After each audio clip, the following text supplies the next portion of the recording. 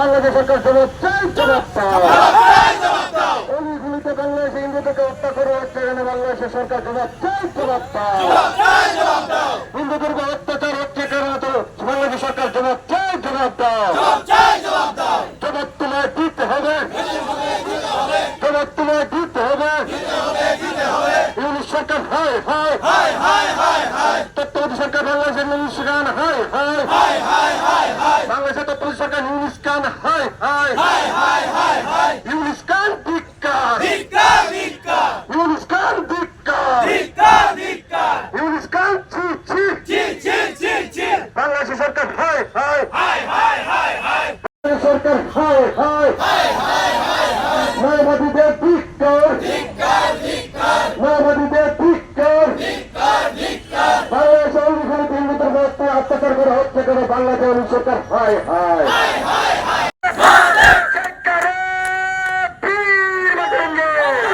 বাংলাদেশে তত্ত্বাবধায়ক সরকার ইউনিশ গান ধিক্কার, বাংলাদেশে অলিগুলি হিন্দুদের অত্যাচার বন্ধ করতে হবে। বাংলাদেশের হিন্দুদের উপর যেন অত্যাচার, হত্যা এবং নির্যাতন না করা। বাংলাদেশ হিন্দুদের বাড়িঘর পুরনো হচ্ছে কেন, তা বন্ধ করতে হবে। দিকে দিকে হিন্দু হত্যা করা হচ্ছে কেন, জবাব দাও। বাংলাদেশে প্রত্যেকটি বাড়ি হিন্দুদের খুবই ন্যাক্কারজনক, দুঃখের কথা জানাচ্ছি আপনাদের কাছে।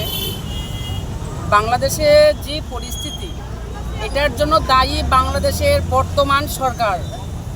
আমি খুবই নিন্দা জানাই এরকম ঘটনার উপরে, যারা এই রকম ইসকনের উপর এবং বাংলাদেশের সনাতনীদের উপর বারবার হামলা হচ্ছে, বারবার উৎপীড়িত হচ্ছে বাংলাদেশের হিন্দুরা।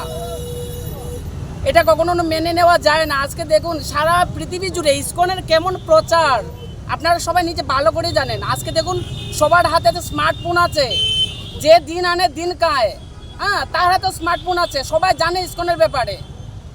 বাংলাদেশে আপনার কিছুদিন আগে বন্যা হলো, এবং বন্যায় আপনার প্রত্যেকে, কোনো ভেদাভেদ নেই, প্রত্যেকেই খাবার বিলিয়ে দিচ্ছে ইসকন।